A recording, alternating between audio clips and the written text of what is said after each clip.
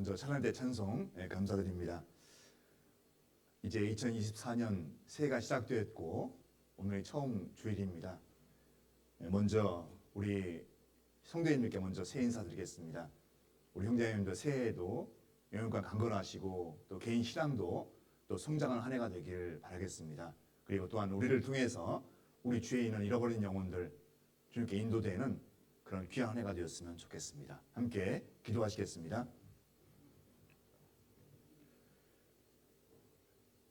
우리의 소망과 생명이 되시며 우리의 찬송을 받으시기에 합당하신 우리 아버지 하나님, 참으로 감사를 드립니다. 주 예수님께서 이 땅에 오셔서 우리의 모든 죄를 십자가에서 용서해 주심을 또한 감사드립니다. 그 놀라운 사랑 저희 마음판에 새겨주시고 남은 생에 주님과 동행하며 또 복음을 위해 힘차게 달려갈 수 있도록 저희 삶을 인도해 주시는 것 참으로 감사를 드립니다. 주님 다시 오실 때까지 우리가 받은 구원이 얼마나 소중한지를 늘 일깨워 주시고 또 우리 가족이나 우리 주위에 있는 많은 분들에게 이 은혜 복음을 증거하는 삶을 쉬지 않고 살아갈 수 있도록 도와주시옵소서. 올해 2024년 저에게 허락해 주시고 또 각 사람에게 기도의 제목을 주신 주님께 참으로 감사를 드립니다. 올 한 해도 우리 형제자매들 마음, 주님을 사랑하는 마음으로 늘 일깨워 주시고 또 개인 신앙을 돌아보며 우리에게 또 복음 전할 수 있는 많은 시간들을 허락해 주옵소서. 전도하는 데 많은 어려움이 있지만 주의 마음으로 잘 인내할 수 있도록 도와주시고 올 한 해 우리 교회를 통해서 많은 분들이 주님께 들어올 수 있도록 친히 인도해 주시옵소서. 오늘 주일 오전에 말씀으로 우리를 불러주시고 주님을 찬양하며 말씀을 마음판에 새길 수 있도록 함께해 주신 주님께 감사를 드립니다. 늘 우리 마음을 말씀 가운데로 행할 수 있도록 지켜주시고 말씀을 듣고 잊어버린 자가 아니고 듣고 지켜 행하는 우리가 될 수 있도록 함께해 주시옵소서. 지금 이 시간 말씀이 증거되는 전국 교회에 주님께서 함께해 주시고 또 해외 교회를 위해서 또 간절히 기도합니다. 우리 선교사님들과 가정들 또 교회들 많은 어려움이 있지만 늘 십자가의 연호를 바라보며 잘 감당할 수 있도록 도와주시고 날마다 구원하는 역사가 일어날 수 있도록 함께해 주시옵소서. 이전에 함께하지 못한 우리 성도님들 계십니다. 어떠한 어려운 청근에 있을지라도 늘 주님께서 지켜주시고 도와주시고 함께해 주시옵소서. 이제 2월 달에 또한 대집회가 준비되어 있습니다. 이번에도 간절히 기도하는 영혼들 많이 불러 모아 주셔서 소망의 시간 될 수 있도록 함께해 주시옵소서. 오늘 함께하는 모든 시간들 주님께만 부탁을 드립니다. 각 사람에게 필요한 은혜 가운데 인도해 주시옵소서. 우리를 사랑하시는 예수님의 이름으로 기도드렸습니다. 아멘. 성경 마태복음 7장 찾겠습니다.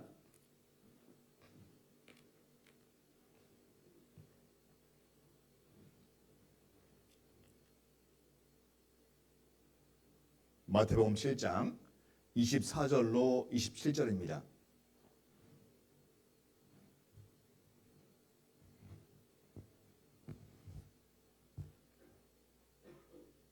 마태복음 7장 24절로 27절입니다. 이 가름끈으로 표시해 놓으면 좋겠습니다.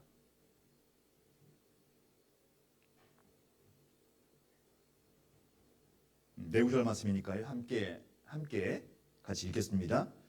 그러므로 누구든지 나의 이 말을 듣고 행하는 자는 그 집을 반석 위에 지은 지혜로운 사람 같으리니 비가 내리고 창수가 나고 바람이 불어 그 집에 부딪히되 무너지지 아니하나니 이는 주초를 반석 위에 놓은 연고요. 나의 이 말을 듣고 행치 아니하는 자는 그 집을 모래 위에 지은 어리석은 사람 같으리니 비가 내리고 창수가 나고 바람이 불어 그 집에 부딪힘에 무너져 그 무너짐이 심하니라. 이제 새해가 시작되었고 또 며칠이 또 지났습니다. 감사하게도 우리에게 동교수련을 통해서 또 말씀으로 새해를 준비하는 그런 소중한 시간이 있었습니다. 또한 우리 나름대로 또 표대 말씀도 세우고 올 한 해를 이렇게 살겠다 그런 다짐으로 지낸 한 주였다고 생각이 됩니다. 분명한 사실이 있습니다. 우리를 구원해주신 주님께서는 다시 오십니다. 왜 다시 오시냐면 우리를 데리러 오시거든요. 그 시간이 많지 않습니다. 그때까지 늘 교회 안에서 사랑으로 함께 손잡아 주시고 또 우리에게 명령하신 은혜복음 증거하는 일에 최선을 다하는 우리가 되었으면 좋겠습니다. 오늘은 새해 첫 주이기 때문에요.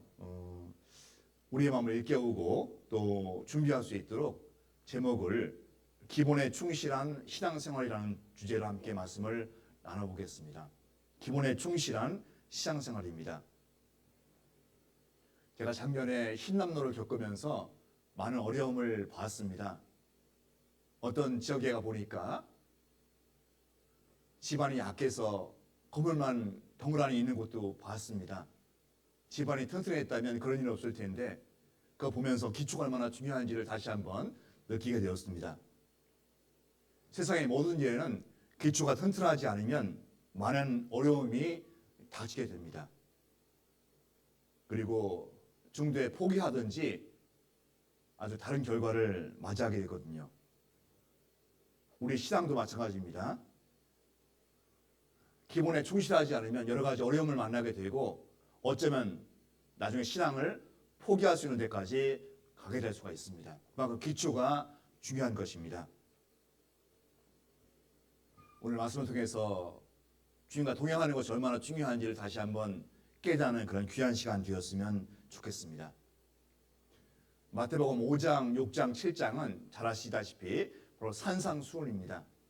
산 위에서 제자들에게, 백성들에게 주님께서 말씀하신 것입니다. 물론 그 산은 현재 정확히 어느 곳인지를 밝혀지지 않았지만요. 그 산이 중요한 것이 아니라 그 산에서 하신 말씀이 중요한 거잖아요. 천국 시민이 지켜야 할 그런 법규들을 조목조목 말씀하십니다. 그리고 이 5장, 6장, 7장을 보면 먼저 예수님께서 신앙의 열매에 대해서 먼저 가르치셨습니다.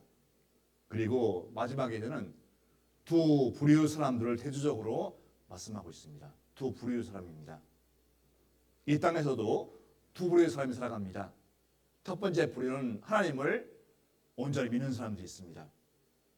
두 번째 부류는 하나님을 전혀 믿지 않은 사람이 있습니다. 물론 간단한 문제가 아닙니다. 두 부류의 사람을 가만히 놓고 보면 완전 하늘과 땅 차이잖아요. 가치관, 생활 방식, 소망 다를 수밖에 없습니다. 우리도 그랬습니다. 우리도 공부하기 전에는 주님을 알지 못했습니다.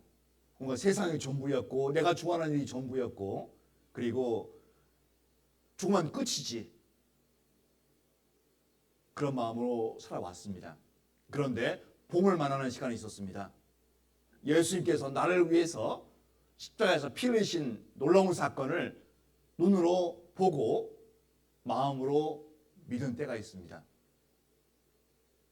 그 때를 가진 분들은 전과 후가 완전히 바뀌게 됩니다. 전에는 이렇게 살아왔는데 이제는 그렇게 살지 않습니다. 성경을 통해서 더욱더 깨달아가고 예수님의 사랑을 더욱더 알아갑니다. 그리고 내가 이 땅에 왜 사는지를 분명히 알고 있기 때문에 그 일을 위해서 혼신의 힘을 기울이며 살아갑니다. 많은 어려움이 있고 많은 환난이 있지만 감사함으로 그것을 이겨낸다는 것입니다. 여기 오늘 읽은 말씀에도 두 부류의 사람이 기록되어 있습니다. 먼저 마태복음 7장 24절 25절입니다. 그러므로 누구든지 나의 이 말을 듣고 행하는 자는 그 집을 반석 위에 지은 지혜로운 사람 같으리니 비가 내리고 창수가 나고 바람이 불어 그 집에 부딪히되 무너지지 아니하나니 이는 주초를 반석 위에 놓은 연고요.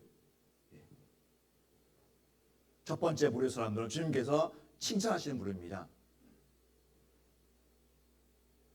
24절 소대에 보면 누구든지 나의 이 말을 듣고 행하는 자는입니다. 누구든지입니다. 예외가 없습니다. 그런 사람들은 반석을 든든한 곳에 세우고 집을 지은 사람과 같다고 말씀하십니다.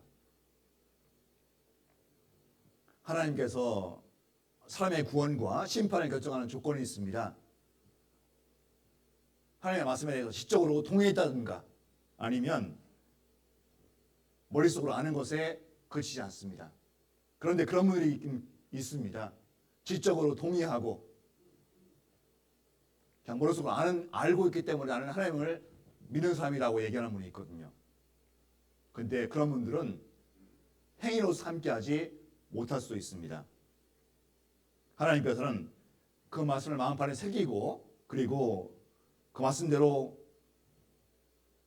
행하는 분들을 주님의 자녀로 삼아주십니다. 물론 구원받아도 그렇게 되지만 구원 후에도 그런 모습으로 살아야 마땅합니다. 그러므로 산상수훈에 보면 예수님께서 우리에게 선택을 요구하십니다. 말씀에 순종할 것인지 순종하지 않을 것인지. 말씀을 주셨지만 그 후에는 우리가 해야 되잖아요. 순종할 것인지 순종하지 않을 것인지. 그 결과에 따라서 우리 생활 방식이 완전히 다르게 됩니다. 예수님께서는 든든한 기초 위에 집을 지는 것 같이 우리의 신앙도 그렇게 지으라고 말씀하십니다. 모래 위에 지는 집이 아니라 든든한 바위에 집을 짓듯이 우리 신앙도 그렇게 시작부터 중요한 것이라고 말씀하십니다. 그리고 이런 사람들을 지혜로운 사람이라고 말씀하시거든요. 그 이유는 이 사실을 깊이 생각하고 주님의 말씀대로 한 결과이기 때문에 그렇습니다. 이와는 정반대로 주님께 책망을 받는 사람들이 있습니다. 그 다음 절입니다. 마태복음 7장 26절 27절입니다. 나의 이 말을 듣고 행치 아니하는 자는, 정반대잖아요. 말씀을 듣고 행치 아니하는 자는 그 집을 모래 위에 지은 어리석은 사람 같으니, 집을 모래 위에 지으면 언젠가는 무너질 수밖에 없잖아요. 헛된 것입니다. 헛된 수고입니다. 우리 신앙도 마찬가지입니다. 신앙의 기초가 얼마나 중요한 것인지를 이 내용을 통해서 말씀해 주시거든요. 모래에 지은 집은 27절 말씀과 같이 비가 내리고 창수가 나고 바람이 불어 그 집에 부딪힘에 무너져 그 무너짐이 심하니라.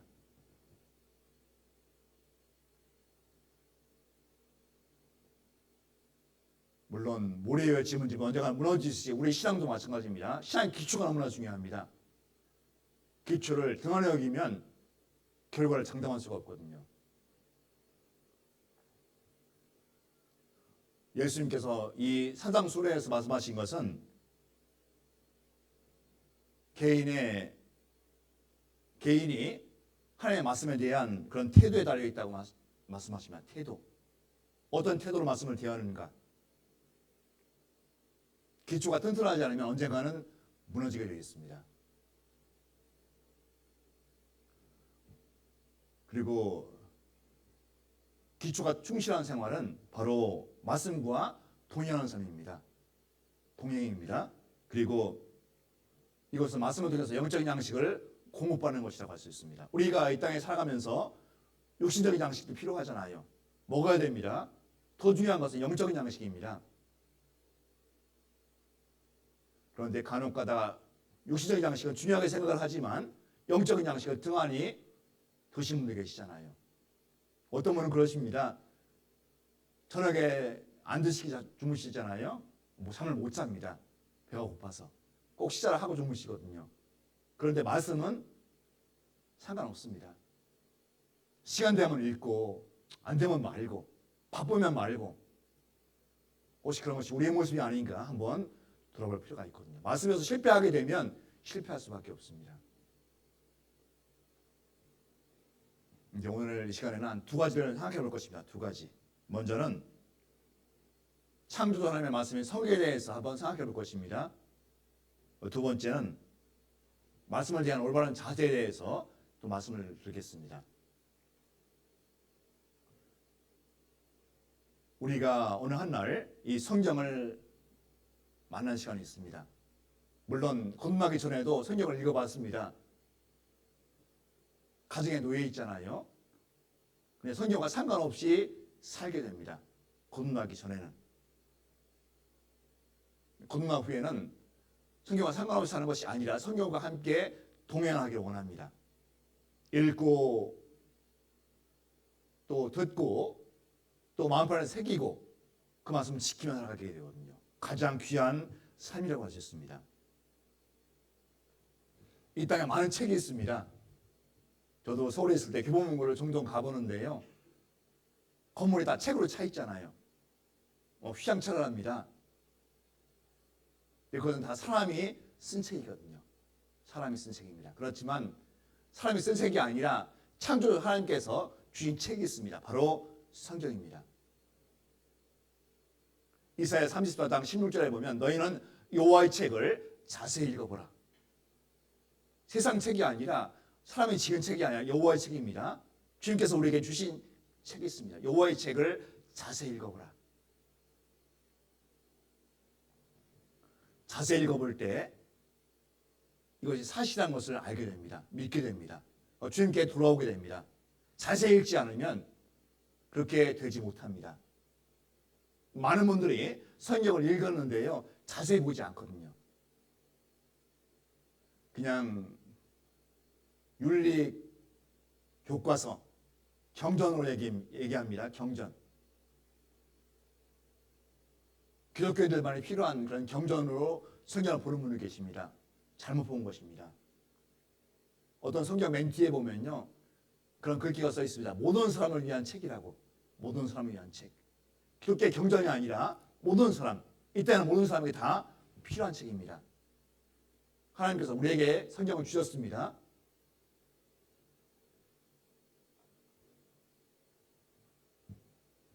구약 성경에 보면 3,800여 번이나 여호와께서 말씀하시기를 하나님께서 가라사대 그런 표현이 기록되어 있어 3,800여 번 구약 성경에만 시상시간까지 포함하면 6,000번 기록되어 있습니다. 사람이 자기 생각으로 쓰고 여호와께서 말씀하시기를 그렇게 쓸 수 있습니다. 그렇다면 금방 드러나거든요. 잘못된 것이. 그런데 성경은 지금부터 3,500년 전에 기록됐지만 지금까지 틀린 내용을 발견할 수가 없다는 것입니다. 3,500년에 기록된 성경 지금부터 1,900년 전에 마무리가 되었습니다. 그런데 우리 시대, 과학이 발달된 우리 시대 성경을 누가 거짓말이라고 하는 사람은 없잖아요. 물론 알지 못하면 그렇게 얘기할 수 있는데요. 성경을 조금이라도 연구한 분들 같으면 그만 하지 못합니다. 성경은 진리이자 바로 사실의 기록입니다. 그리고 이 기록된 말씀대로 역사가 흘러왔고 흘러갑니다. 부인할 수가 없습니다. 많은 사람들이 그것을 깊이 생각하지 않거든요. 성경을 돌아온 때가 가장 중요한 때입니다. 가장 잘한 일입니다. 우리 성경 신명기 18장 보겠습니다. 신명기 18장 21절 22절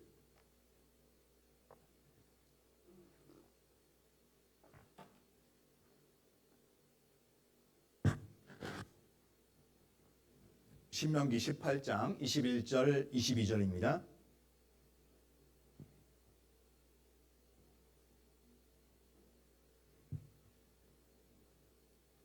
내가 혹시 심중에 이르기를 그 말이 여호와의 이르신 말씀인지 우리가 어떻게 알리오 하리라. 22절 말씀은 같이 읽겠습니다. 만일 선지자가 있어서 여호와의 이름으로 말한 일에 증언도 없고 성취함도 없으면 이는 여호와의 말씀하신 것이 아니요 그 선지자가 방자히 한 말이니 넌 그를 두려워 말지니라. 지금부터 3,500년 전에 모세를 통해서 기록된 말씀입니다. 보통 21절 같은 그런 생각을 하잖아요. 이것이 어떻게 하나님 말씀이냐고. 이것이. 가끔씩 전도다 보면 그런 분들을 만나게 됩니다. 답이 22절에 있잖아요. 증언도 없고 성취함도 없으면, 이렇게 말씀하셨는데 이루어지지 않으면 이것은 거짓말이라는 것입니다. 놀라운 것은 이 성경의 역사가 바로 증언과 성취함 역사잖아요. 증거가 있고 그 증거를 이룬 성취함이 있습니다. 이것을 통해서 이것은 바로 하나님의 말씀일 수밖에 없구나, 우리는 알게 됩니다. 역사의 시작 그리고 과정 끝까지 다 기록되어 있고 우리는 그것을 믿고 있잖아요. 왜 믿고 있냐면 이것이 사실이기 때문에 그렇습니다. 내가 곧 길이요 진리요 생명이니 나로 말미암지 않고는 아버지께로 올 자가 없느니라. 예수님께서 하신 말씀인데요. 예수님이 바로 진리입니다. 성경 자체잖아요. 내가 곧 길이요 길입니다. 하나님께로 가는 길입니다. 진리입니다. 생명입니다. 예수님을 통해 생명을 얻는 것입니다. 하나님을 알지 못하면, 믿지 못하면, 성령을 만나지 못하면 우리 인생이 헛된 인생으로 마감될 수밖에 없잖아요. 내가 이 땅에 왜 태어나는지, 살고 있는 목적이 무엇인지, 죽으면 어떻게 되는지 생각하기 싫어합니다. 지금 우리 시대가 그렇잖아요. 세상이 너무나 좋습니다. 누리려고 하잖아요. 우리 시대는 내가 싫어하는 거 알기를 원하지 않거든요. 하기를 원하지 않습니다. 왜 그러냐면 우리가 바로 죄성 때문에, 죄성. 태어날 때부터 가지고 있는 죄성이 죽을 때까지 가지고 있잖아요. 하나님 우리를 사랑하시지만 우리 안에는 죄를 제일 미워하십니다. 이 짧은 인생 가운데 죄의 문제성을 알고 예수님을 통해서 죄를 용서받고 청소만을 갖는 것이 바로 우리의 인생이잖아요.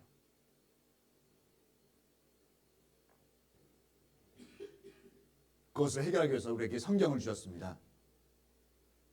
성경은 하나님을 알고 하나님을 섬기는 생활을 하도록 인도하는 책입니다.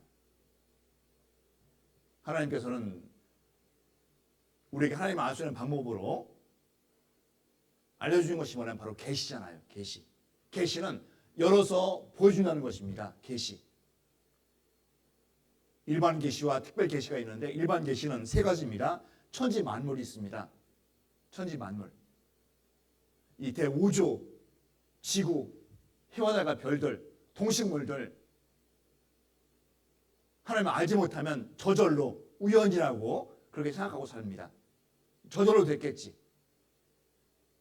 그런데 성경을 통해서 믿음을 가진 후부터 세상을 바라보면 저절로가 아닙니다. 나를 위해서 다 준비해 주신 것이구나 알게 되거든요.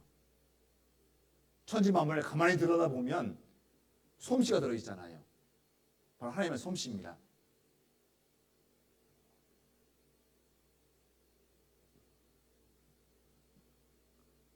천지 만물과 바로 사람의 본성입니다.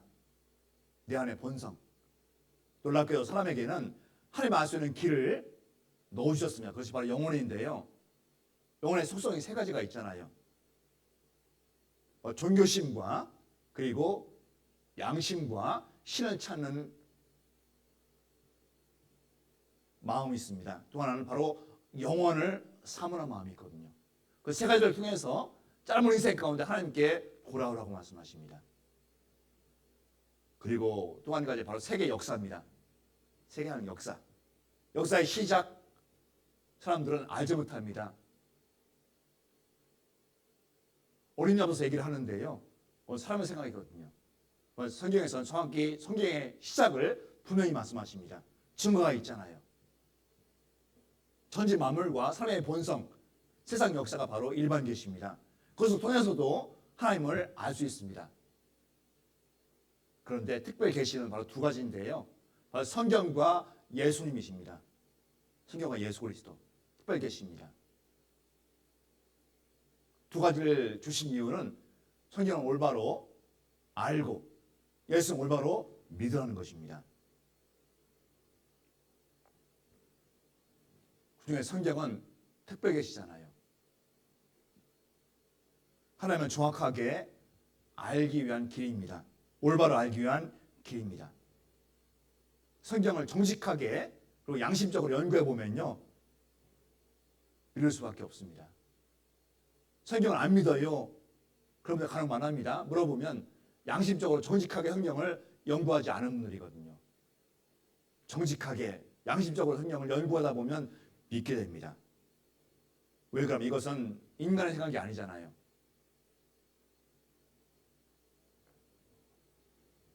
성경을 배우는 목적이 세 가지가 있는데요. 한번 찾아보겠습니다. 디모데 후서 3장입니다.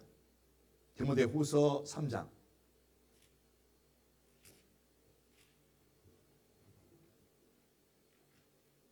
3장 15절로 17절.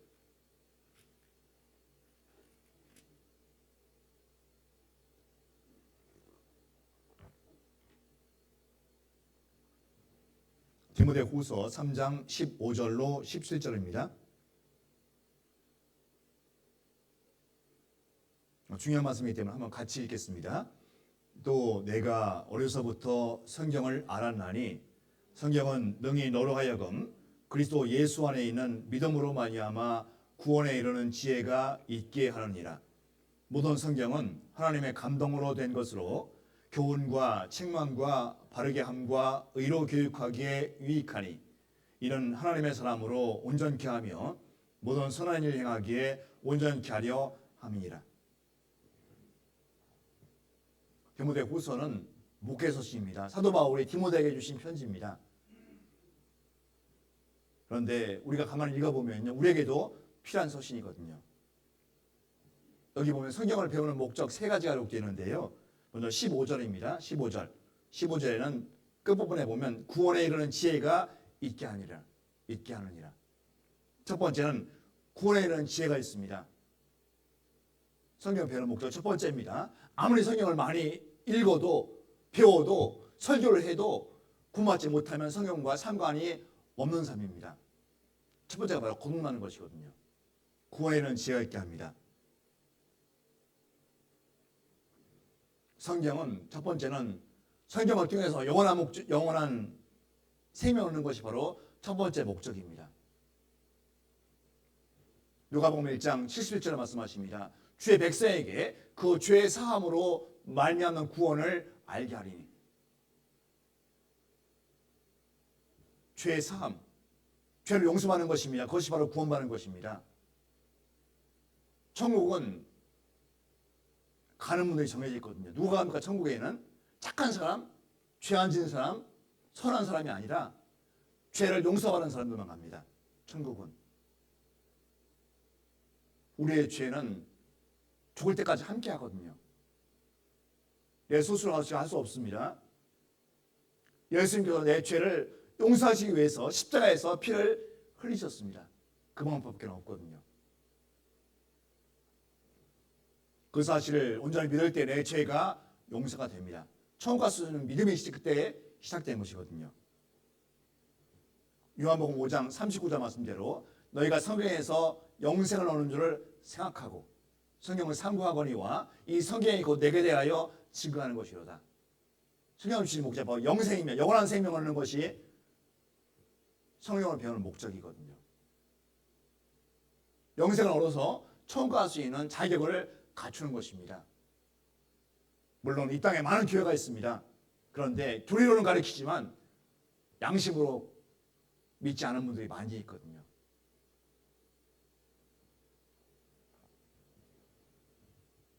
죄의 사함으로 말미암는 구원. 너희가 성경에서 영생을 얻는 줄 생각하고 첫 번째 목적은 바로 구원받게 하는 겁니다. 구원에 이르는 지혜가 있느니라. 두 번째는 16절입니다. 16절. 16절, 17절 앞부분입니다. 모든 성경은 하나님의 감동으로 된 것으로 교훈과 책망과 바르게 함과 의로 교육하기에 유익하니 이는 하나님의 사람으로 온전케 하며. 이 말씀을 통해서 알 수 있는 것은 우리 온전한 인격을 갖추는 것입니다. 온전한 인격입니다. 이 땅에 많은 사람들이 살고 있는데요, 다 인격이 틀리잖아요. 어떤 분들은 선한 성품을 가지고 있는 분이 계시고 어떤 분은 악한 성품을 가지고 있는 분이 있습니다. 인격이 틀리잖아요. 성경을 통해서 구원받고 거듭나고 온전한 인격을 갖추도록 우리를 말씀 가운데로 인도해 주십니다. 거듭나고 성경을 배우게 되면요, 온전한 인격을 갖추게 됩니다. 주님께서 원하시는 인격입니다. 이 모난 돌이 둥근 돌이 됩니다. 구원받기 전에는 모난 돌이었습니다. 울퉁불퉁. 그런데 신앙생활을 하면서 말씀으로 또 기도로 또 교제로 전도로 모난 돌을 깎여나갑니다. 깎여집니다. 시간이 흐를수록 점점 더 모난 돌이 둥근 돌이 되거든요.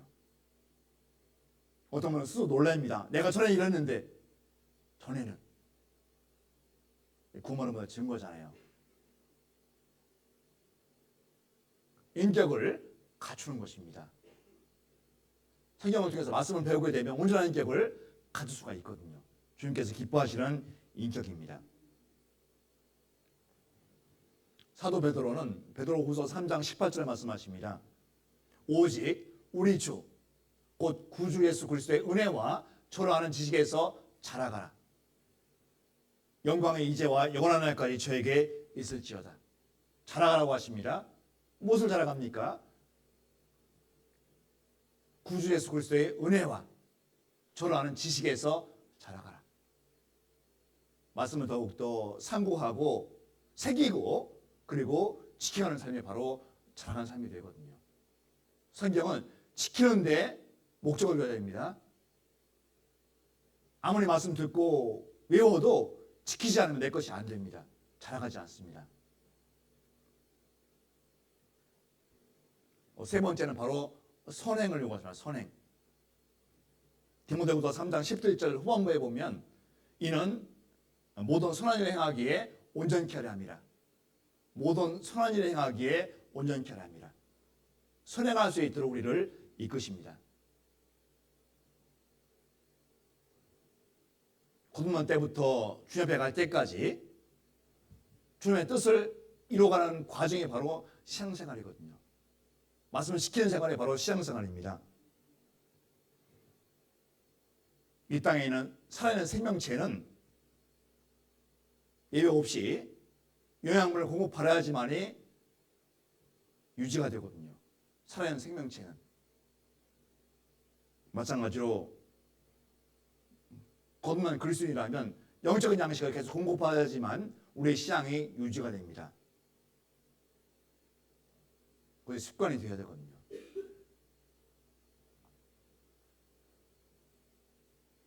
거듭난 후에 말씀을 배워가는 과정, 참으로 필요한 과정이고 가장 잘하는 일입니다. 주님께서 얼마나 기쁘게 보실까요? 말씀을 듣는 일, 말씀을 읽는 일, 말씀을 묵상하는 일, 그리고 그것을 지키는 일, 주님께서 가장 기쁘게 보십니다. 고만한 신앙생활을 바로 말씀으로만 되거든요. 교회 다닌다고 말씀으로 내가 신앙생활하는 것은 다는 아닐 겁니다. 틀릴 수 있습니다. 말씀 읽으십니까? 라고 여쭤보면 아유, 진짜 바빠서요. 몸이 아파서요. 그런데 육신적인 양식이 어떻습니까? 바쁘다고 몸이 아프다고 안 드시는 거 아니잖아요. 그런데 영적인 양식은 어쩌면 소홀히 할 수가 있습니다. 돌아봐야 되거든요.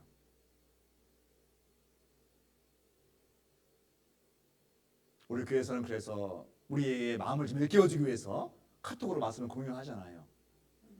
물론 카톡에 올린다고 해서 다는 아니지만 그래서 마음을 가잖아요. 읽은 말씀을 또 올리고. 함께하는 것이 필요합니다. 그리고 말씀을 읽는데 등한해서는 안 되잖아요.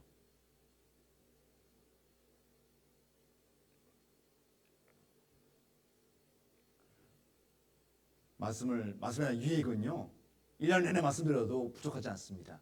말씀에 대한 유익.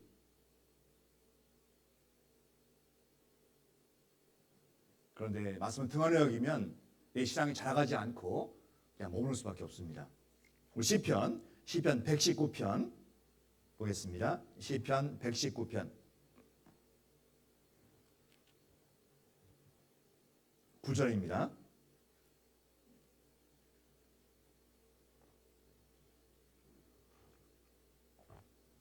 시편 119편 9절.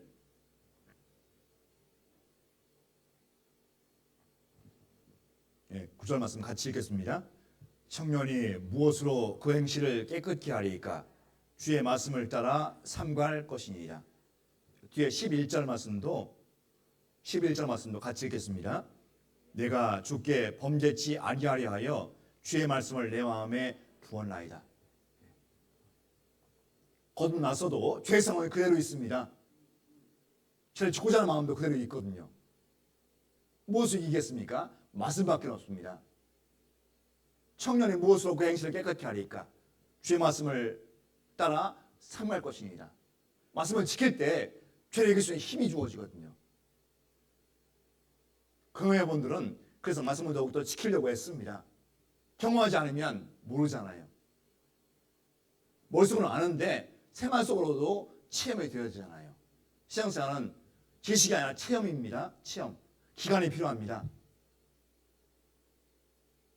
세상에서는 월반도 할 수 있는데 성경은 신앙생활 월반 못합니다. 시간이 필요하거든요.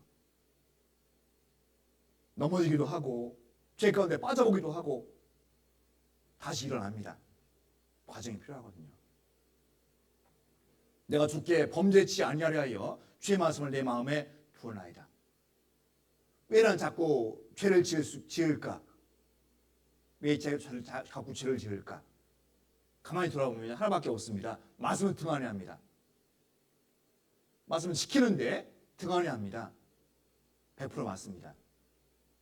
한 말씀을 지키려고 애써 보십시오. 죄를 지으려는 것이 아니라 죄가 도망가거든요. 주님께서는 죄를 습관적으로 지는 분들을 쓰시지 않습니다. 깨끗한 사람을 쓰시거든요. 말씀은 영적인 힘을 우리에게 공급해줍니다. 영적인 힘. 우리도 유신적으로 많이 드셔야지 힘이 나잖아요. 영적인 힘도 마찬가지예요. 말씀을 많이 내 안에 새겨 넣을 때 힘이 나게 됩니다. 죄를 짓지 않도록 우리를 보호해 줍니다. 말씀밖에 없습니다. 그리고 생활 속에서 허물과 죄로부터 깨끗하게 해줍니다. 말씀이. 요한복음 11장 11절 말씀 보면 저희를 진리로 거룩하게 하옵소서. 아버지의 말씀은 진리니이다. 저희를 진리로 거룩하게 하옵소서. 말씀을 적용할 때 내 삶이 거룩하게 됩니다. 그러면 그 삶이 밖으로 드러나게 되거든요. 향기라는 장미꽃을 가지고 있으면 향기가 밖으로 나가잖아요. 마찬가지입니다. 우리의 언행과 행동을 통해서 이 주의 이름 분들이 주님께 돌아오는 놀라운 일이 일어납니다. 베드로후서 3장 15절 말씀과 같이 너희 속에 있는 소망에 관한 일을 묻는 자에게는 대답할 것을 항상 예비하되 온유와 두려움으로 하고 우리의 말과 행동을 보게 되면 주위 사람들이 어떤 마음이 생기냐면 우리가 가지고 있는 소망을 물어볼 수 있습니다. 소망에 관한 일을 묻는 자에게는 나타나게 되거든요. 한번 우리가 돌아봐야 됩니다. 나를 통해서 얼마큼 그런 분들이 있는지.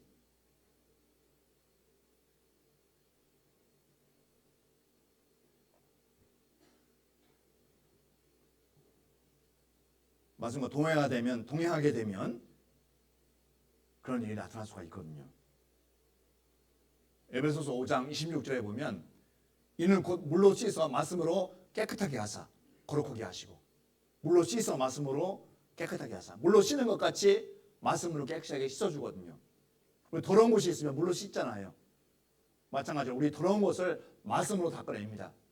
말씀이 내 안에 들어오면 더는 깨끗하게 되거든요. 내 안이 양심이 올바로 됩니다. 더욱더 정직해집니다. 그리고 그때 어떤 일이 나면 내가 이렇게 더럽구나 발견하게 돼요. 내 자신을 보게 됩니다. 구멍은 난데 이렇게 더럽구나, 내 속이 알게 되거든요.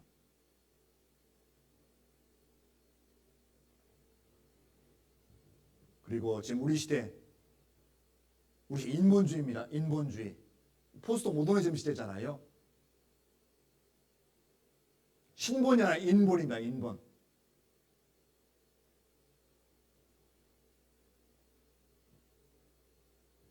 우리 세상을 움직이는 검은 손이 있거든요. 바로 마귀입니다. 사단입니다.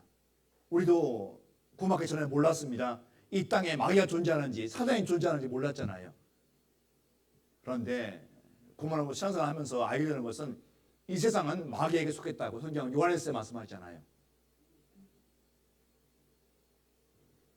거듭난 때부터 주님 앞에 갈 때까지 사단의 유혹이 있습니다.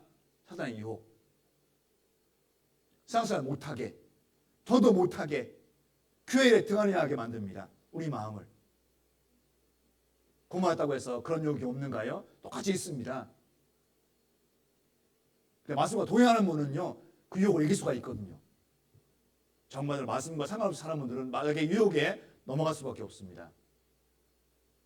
내 자신 한번 돌아봐야 되거든요. 사단의 유혹과 거짓된 교훈으로부터 우리를 지켜줍니다. 지금 얼마나 거짓된 교훈이 많이 있습니까? 세상에. 거짓된 교훈입니다. 잘못된 교리입니다. 예수님께서 40일 동안 금식하신 후에 마귀의 시험을 맞으셨습니다. 마태복음 4장에 기록되어 있는데요.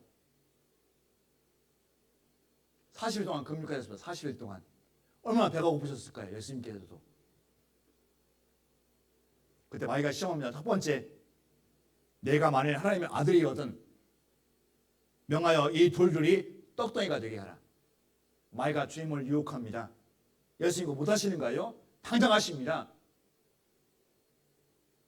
그런데 예수님 거기에 동조하지 않으셨습니다. 예수님께서 말씀으로 반박하십니다. 기록되었을 때. 두 번째는 무엇이냐면 내가 하나님의 아들이거든 뛰어내려 봐라. 그러면 천사들이 와서 받아줄 거다. 그런데 예수님께서 또 똑같이 말씀하십니다. 기록되었을 때. 세 번째는 만일 내가 내게 경배하면 이 모든 것을 내게 주리라. 예수님께 사단에게 경배하라고 합니다.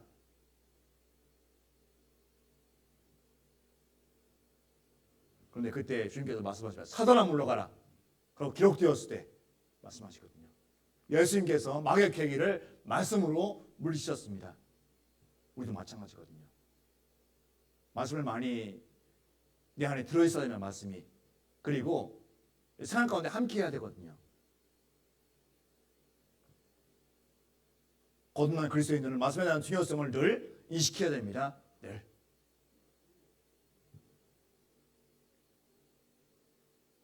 그 말씀은 주님의 뜻이 무엇인가를 더욱더 알게 해주고 깨닫게 도와주십니다. 뜻이 무엇인가. 그리고 그렇게 되면요 바르게 살게 되거든요. 올바르게. 신명기 17장 19절 20절 말씀 보면 평생에 자기 옆에 두고 읽어서. 부담스럽습니까? 그 말씀이? 평생에 자기 옆에 두고 읽어서. 구원받은 분들은요 감사할 거예요. 내가 어쩌다가 주를 만나서 말씀과 동행하게 되었을까? 감사할 겁니다. 거듭난 분들은. 평생에 자기 옆에 두고 읽어서 그 하나님의 여호와 경외하기를 배우며 율법의 모든 말과 이 규례를 지켜 행할 것이라. 제일 마지막에는 행하는 대로 우리가 이어져야 되거든요. 행하는 대로. 우리 형제님 한번 돌아오십시오. 나는 결코 행하는 데까지 이어지고 있는지. 물론 어렵지만 거기에 마음을 줘야 되거든요.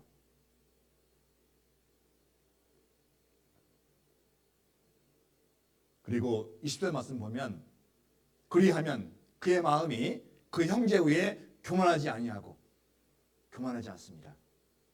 어떻게 하면 교만하지 않습니까? 평생 다 옆에 두고 읽어서 말씀이 함께하지 않으면 교만하게 됩니다.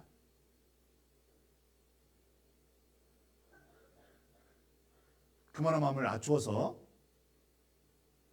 형제자매들 앞에서 겸손하게 만들어주거든요. 의지로는 안 됩니다. 말씀과 동행할 때 그것이 가능하다는 것입니다. 그리고 고만한 사람들의 마음을 더욱더 지혜롭게 하고 밝게 해줍니다. 우리 성경 시편 찾았으니까 시편 19편입니다. 시편 19편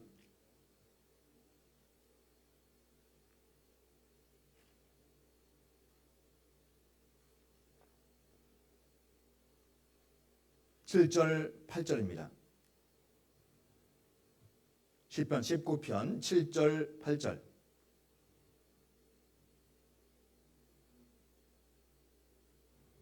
시편 19편 7절 8절 같이 읽겠습니다. 여호와의 율법은 완전하여 영혼을 수성케 하고 여호와의 증거는 확실하여 우둔한 자로 지혜롭게 하며 여호와의 교훈은 정직하여 마음을 기쁘게 하고 여호와의 계명은 순결하여 눈을 밝게 하도다. 이 말씀대로 이 성경 말씀은 구만한 사람의 마음을 밝고 지혜롭게 해줍니다. 소성이라는 말씀이 있는데요. 다시 깨어나는 것입니다. 깨어나게 합니다. 우둔한 자로, 어리석은 자로 지혜롭게 합니다. 물론 세상 학문은 없을지 몰라도 성경에 능통한 분이 있거든요. 지혜롭습니다. 정반대로 세상에 능통한 분은요, 성경 모르면 우둔하게 되거든요.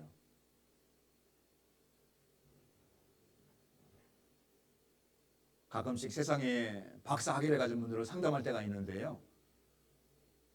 물론 저는 그 지식이 없어도 저는 근본적인 것을 질문하거든요. 근본적인 거. 선생님이 누군지 아시냐고. 이 땅에 사는 목적을 아시냐고 물어보면요. 그냥 함부함, 함부. 생각해보지 않았거든요. 그냥 바삐 살아왔습니다. 바삐. 시작이 잘못된 거잖아요. 그 답을 알아야지만이 영생을 준비할 수가 있는 것입니다. 말씀을 통해서 우리 마음이 지혜롭게 됩니다. 우리 마음이 밝아집니다. 정말로 말씀과 동행하지 않으면 우둔하게 되고 마음이 밝지가 않거든요. 세상 불만에 가득 차 있고 정반대의 길을 가게 될 수 있습니다. 그리고 성경은 우리의 신앙을 든든하게 세워줍니다. 든든하게. 반석 위에 집 지은 우리 신앙이 더욱더 든든하게 세워져 가거든요. 말씀을 듣고 행할 때 그렇습니다. 우리 성경 사도행전 20장 보겠습니다. 사도행전 20장 32절입니다. 사도행전 20장 32절입니다.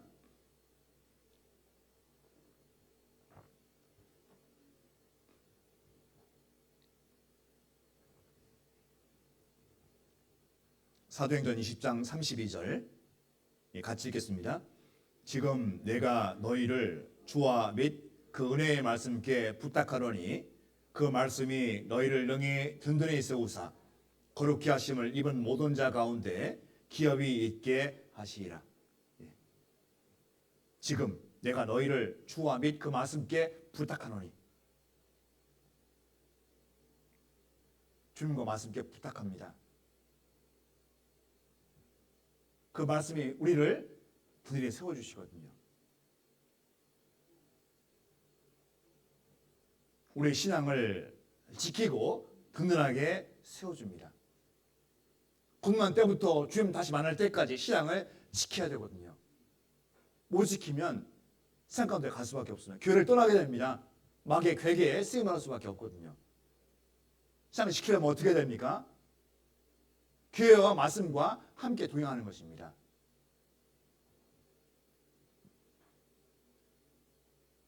그렇다면 우리는 어떤 마음으로 말씀을 드려야 될까요? 어떤 마음으로? 먼저는 주님의 뜻을 알고자 하는 마음으로 말씀을 듣고 읽어야 됩니다. 뜻을 알고자 하는 마음으로. 그래서 묵상이잖아요. 잠언 28장 5절 말씀에 보면 악인은 공의를 깨닫지 못하나 여호와를 찾는 자는 모든 것을 깨닫느니라. 여호와를 찾는 자는 모든 것을 깨닫느니라. 여호와를 찾는 자가 누굽니까? 하나님의 뜻을 알고자 하는 마음으로 말씀을 듣고 읽는 분들입니다. 그 뜻을 알고자 하는 마음으로. 우리가 매일매일 성경을 묵상하잖아요. 분량도 중요하지만요. 분량에 너무 마음을 두지 마십시오. 중요한 것은 그 뜻이잖아요. 뜻. 이 말씀을 통해서 주님께서 어떤 마음을 나에게 요구하실까? 어떤 뜻을 찾으실까? 그런 마음입니다. 그리고 말씀을 읽을 때 중요한 것이 있습니다. 순종하고자 하는 마음으로 읽는 것이죠. 순종하고자 하는 마음으로. 순종. 말씀 읽다 보면 어려운 게 많이 있잖아요. 비교합니다. 나는 못해. 나는 못해. 그러면 신앙이 자라지 않습니다. 그런 마음이 있더라도 한번 해보려고 해야 되잖아요. 지켜보려고.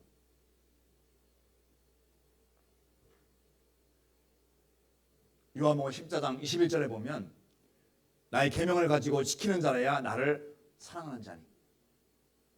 요한복음 14장 21절입니다. 나의 계명을 가지고 지키는 자라야 나를 사랑하는 자니. 우리는 기도할 때 얘기하잖아요. 기도하잖아요. 주님을 사랑하잖아요. 그런데 과연 나는 지키고 있느냐? 한번 되물어 봐야 됩니다. 그리고 말씀은 기도하는 자세로 읽게 될 때 주님께서 깨닫게 도와주십니다. 기도하는 자세입니다.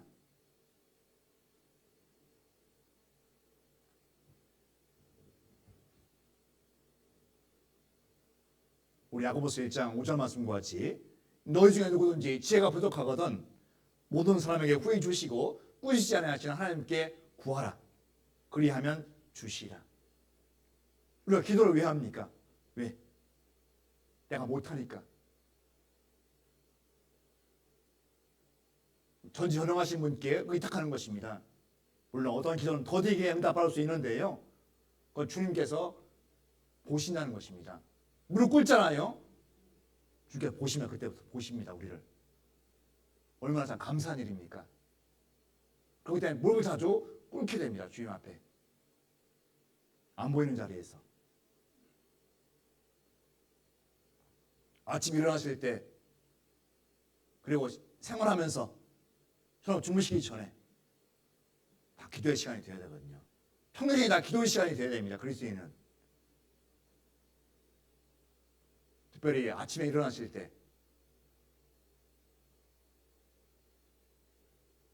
혹시 기도 안 하신다면 오늘부터 한번 작정하셔야 됩니다. 실패할 수밖에 없거든요. 그러면 주무시기 전에 꼭 무릎 꿇어야 됩니다. 꼭 반드시 아침에도 주무시기 전에도. 왜 무릎을 꿇습니까? 주님께 순종하고자 하는 마음의 표현이잖아요. 그것부터 실패하게 되면요 다 실패합니다. 모든 일의 시작이 바로 기도잖아요.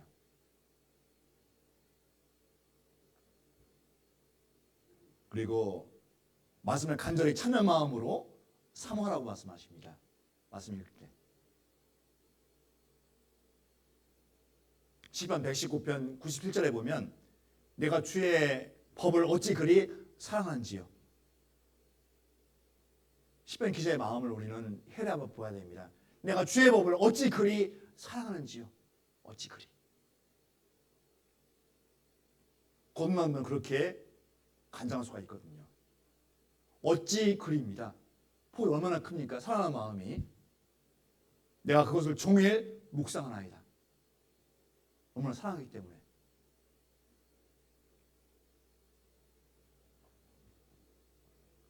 초대교회 때는요, 성경이 어떤 시대가 있었습니다. 초대교회 때. 아직 성경이 다 기록되지 않을 때가 있었습니다. 앞에 대표로 한 분이 파피루스를 가지고 읽어줍니다. 읽는 자와 들은 자들과 요한계시록 1장 3절에 말씀하잖아요. 이 예언의 말씀을 읽는 자와 들은 자들과 그 가운데 기록한 것들을 지키는 자들이 복이 있나니 때가 가까움이라.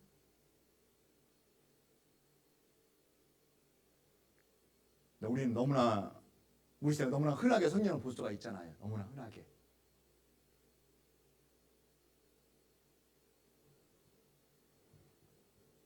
우리 얼만큼 성경과 동의하는지 한번 돌아보시고요. 혹시 부족하다면 오늘부터 다시 한번 해보시죠. 오늘부터. 그 마음 가질 때 주님께서는 기뻐하십니다. 그리고 보시거든요.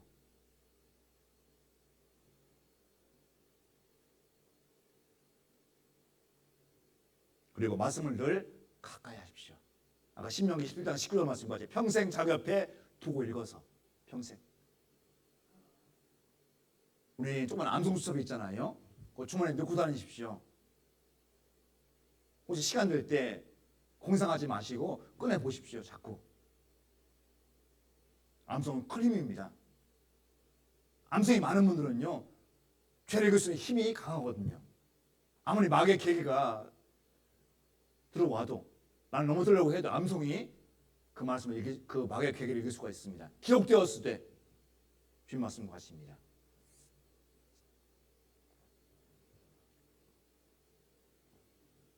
그리고 이제 말씀에 대해서 먼저 지켜야 할 것이 있습니다. 기본 중에 기본입니다.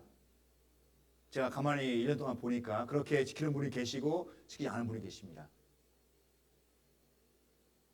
근데 습관이라는 것이 참 바꾸기 어렵잖아요. 습관. 좋은 습관이 아니라면 올해 한번 바꿔보자. 주님께서 기뻐하시거든요. 제일 중요한 것이 수요일날, 주일날 말씀입니다. 제일 중요한 것이. 주일날은 오시는데 수요일 말씀은 등한의 경우 계시거든요. 물론 피치 못할 일이 있다면 그럴 수 있는데 과연 그분들이 다시 수요 말씀을 들으실까요? 혼자? 아주 적다고 생각합니다.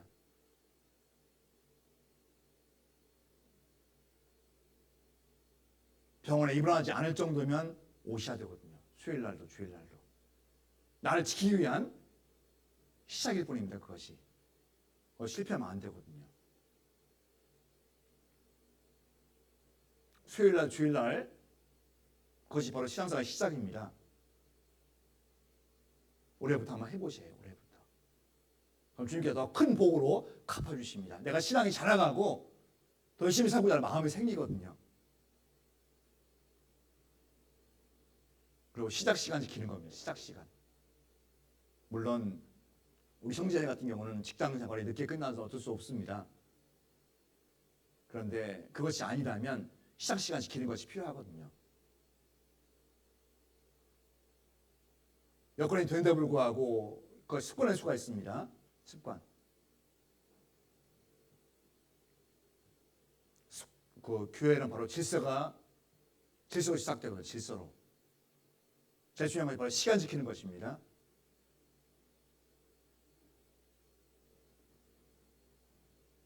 최소한 10분 전에는 오셔서 기도하시고 준비하실 거면 최소한 10분 전에는. 근데 일 다 보고 그냥 뭐 수요 말씀도 한 20분 30분 지나서 오신다. 물론 필치무사한 일이 있으면 그럴 수 있는데 그 습관이라면 바꿔야 되거든요. 시간 지키는 것 필요합니다. 그리고 우리가 해당되는 모임이 있잖아요. 모임. 몸이 아파서 바쁜 일이 있어서 물론 그런 경우는 간혹이 있어야만 됩니다. 자주 그렇다면 신앙생활 잘못하는 것이거든요.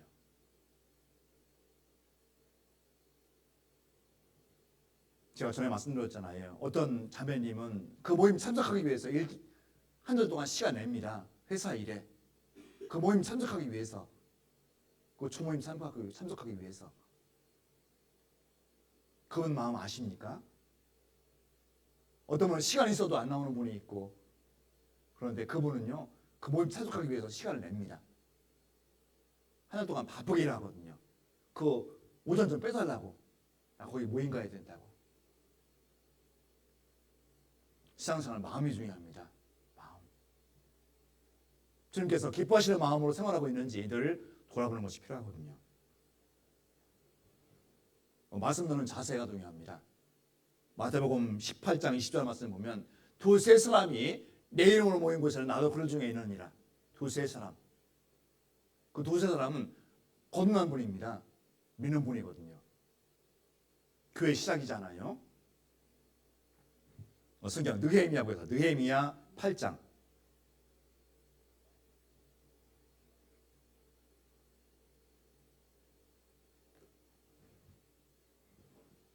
욥기 전전에 있습니다. 느헤미야 8장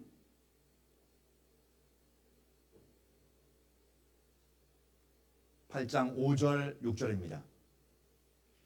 구약성경 737페이지 근처에 있습니다. 느헤미야 8장 5절 6절.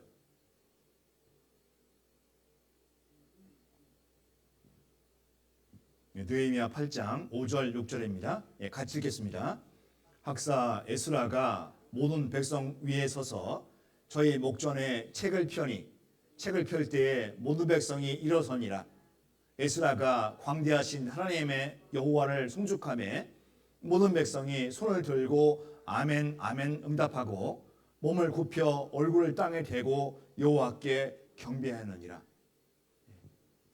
사실 이런 일이 있었습니다. 느헤미야 시대.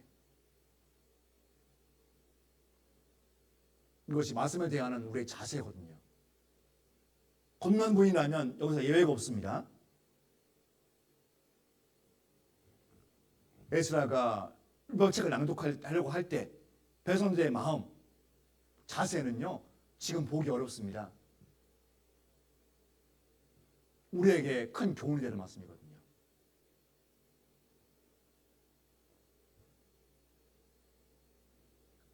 백성들이 왜 일어섰을까요? 말씀을 낭독할 때 왜 일어섰을까요? 왜?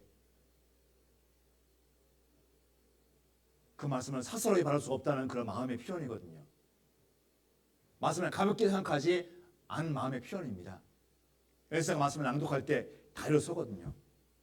경외감을 표현하는 것입니다. 뿐만 아니라 아멘 아멘 두 번 기록되어 있죠. 아멘 아멘.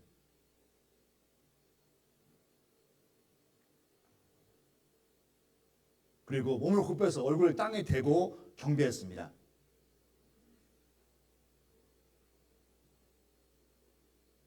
마음은요, 그때나 지금이나 똑같거든요. 마음은, 우리 마음은. 아무리 시대가 변했더라도 성경을 향하는 마음은 변하지 않습니다. 성경이 변하지 않았듯이 우리 마음도 변하지 않아야 되거든요.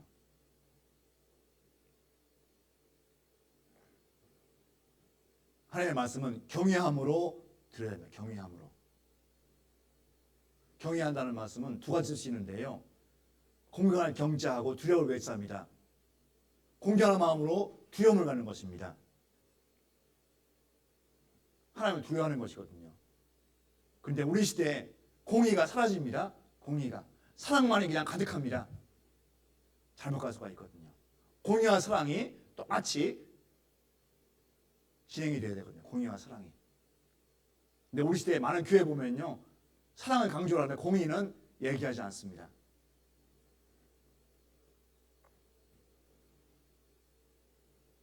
무조건 두려워하는 것이 아니라 하나님을 가볍게 여기지 말라는 것이거든요. 세상에서 가장 경외한 마음으로 말씀을 듣고 읽으라는 것입니다.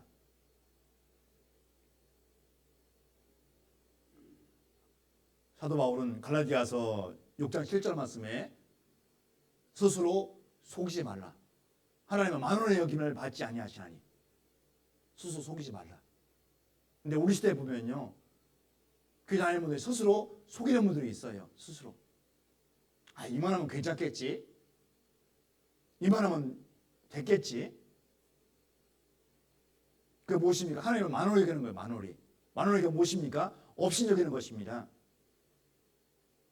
그 많은 분들이 하나님을 업신여긴다? 있을 수 없는 일이잖아요. 근데 우리가 그렇게 하고 있어요. 자기 생각대로 합니다. 이만하면 됐겠지.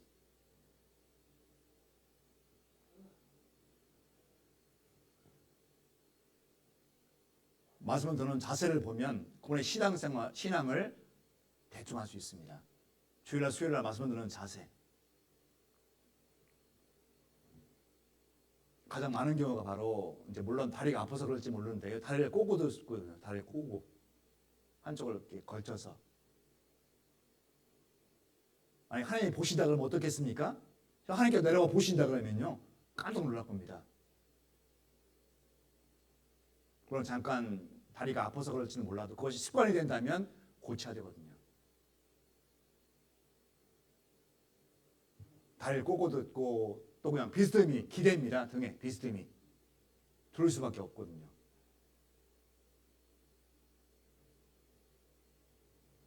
말씀을 듣는 것이 아니라 말씀을 감상하는 것입니다. 감상. 물론 그리고 피곤할 때, 좀 졸릴 때라면 음식을 좀 먹을 수 있습니다. 근데 그걸 습관화가 되면 안 되잖아요. 제가 모교에 있을 때는요. 집회가 되면 여기 앞에 성경책 놓는 곳에 바로 조그만 슈퍼가 차려져 있어. 조그만 슈퍼가. 커피부터 뭐 땅콩, 오징어. 물론 졸음을 방지하기 위해서라면 어쩔 수 없는데 습관이라면요 고쳐야 되거든요. 먹기 위해서 말씀 듣는 건 아니잖아요. 경외함이 사라집니다. 저는 경외하는 마음이 사라지거든요. 자세가 중요합니다. 어떤 분들은 평안은 괜찮아요. 말씀 시간 때만 되면 졸음을 이기지 못합니다. 졸음 때문에. 병이 아니라면 습관할 수가 있거든요. 저희는 그러잖아요. 뒤에서 서서 들으시라고. 그러면 간혹 계십니다. 감사한 일이거든요.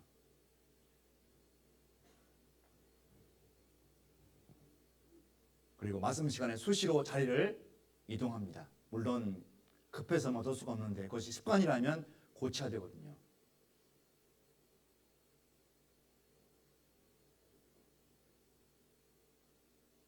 주님께서 보십니다. 주님께서. 우리도 보거든요. 혹시 자세가 잘못됐다면 오늘부터 한번 돌아보시고 나도 그런 자세를 했었구나. 그런 분 계시면 오늘부터 다시 한번 고치면 됩니다. 바꾸면.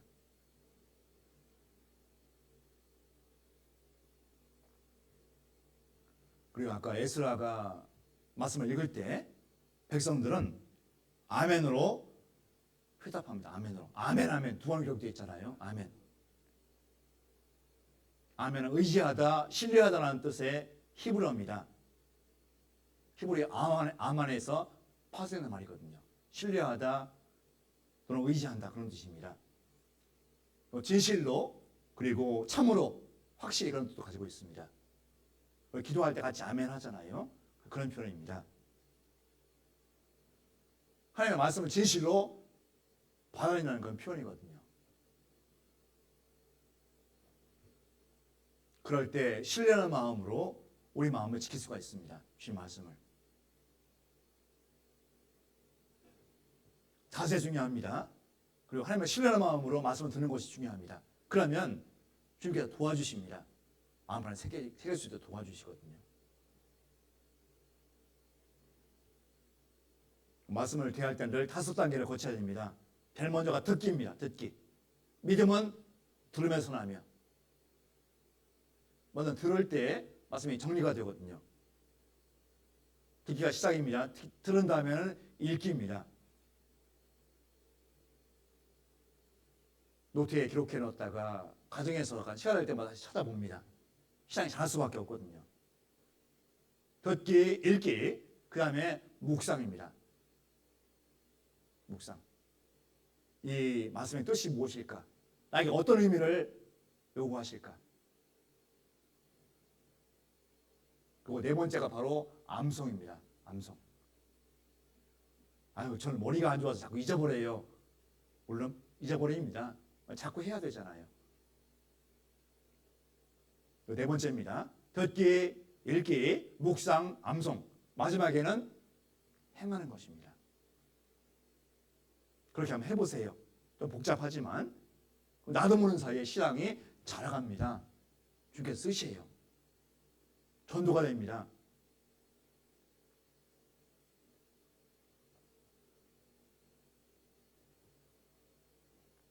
이 5가지 가지를 주님 앞에 갈 때까지 반복하는 것입니다.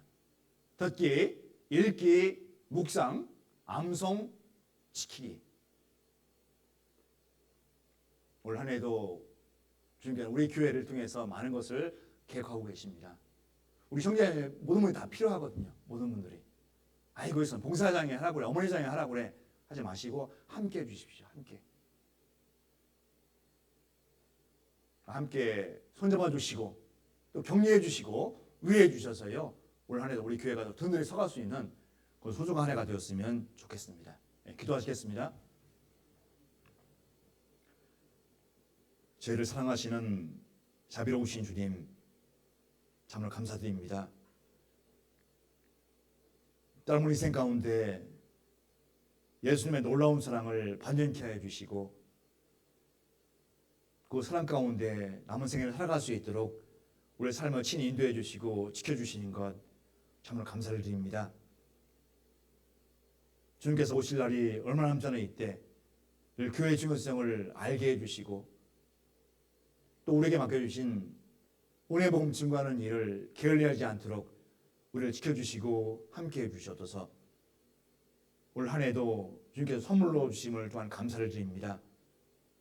올 한 해 우리 교회를 통해서 많은 분들이 주님께 돌아올 수 있도록 우리 교회를 사용해 주시고 함께해 주옵소서. 2월 달에 준비되어 있는 대집회에도 또 많은 분들이 인도할 수 있도록 도와주시기를 간절히 기도합니다. 올 한 해 우리 형제자매님들 영육간에 강건케 해주시고 수완 가운데 하루하루 살아갈 수 있도록 도와주시옵소서. 모든 것 주님께만 의지하오며 우리를 사랑하시는 예수님의 이름으로 기도드렸습니다. 아멘. 찬송가겠습니다. 찬송가 456장입니다. 찬송가 456장 찬송가시겠습니다.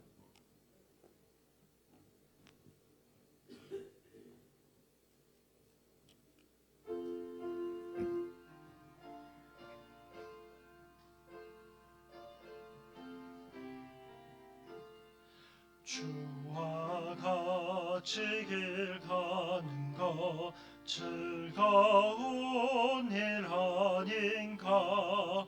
우리 주님 걸어가신 발자취를 밟겠네. 한 걸음 한 걸음 주 예수와 함께 날마다 우리는 걷겠네. 어린아이 같은 우리 미련하고 약하나 주의 손에 이끌리어 생명길로 가겠네.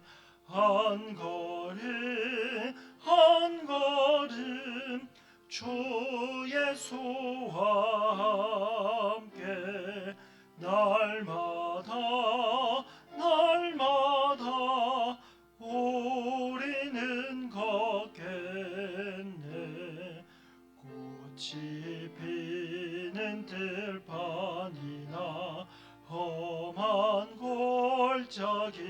골짜기라도 주가 인도하는 대로 주와 같이 가겠네.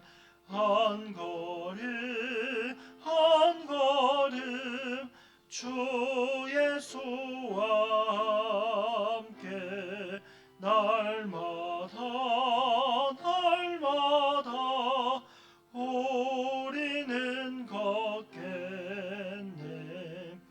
옛날 선지의 녹같이 우리들도 천국에 들려 나갈 때까지 주와 같이 걷겠네. 한 걸음 한 걸음 주 예수와 함께 날마다 날마다 우리는 걷겠네.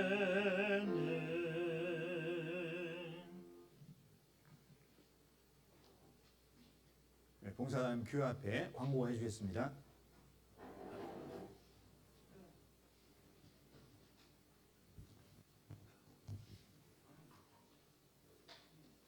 안녕하세요.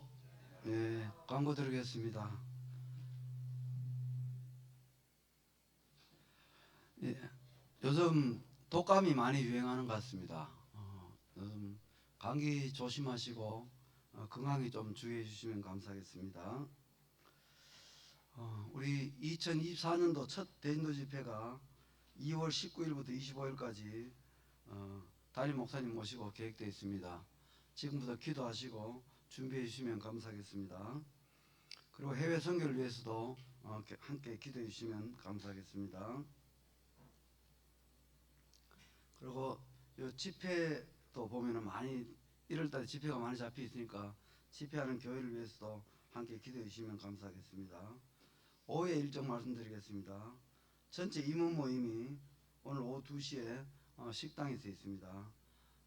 그리고 11구역 모임이 1월 12일 금요일 오후 7시에 최충일 형제님 이난민 자매님 가정에서 있습니다. 많이 참석 부탁드립니다. 청년의 모임이 1월 13일 토요일 오후 8시에 교회당에서 있습니다. 그리고 원래 새로 청소구역이 지금 또 새해니까 바뀌었으니까 11구역이 지금 바뀌면 1정하면 맞죠? 11구역 1정이고 21구역이 대강당이니까 좀 청소에 좀 신경 써주시면 감사하겠습니다. 이상 광고 마치겠습니다.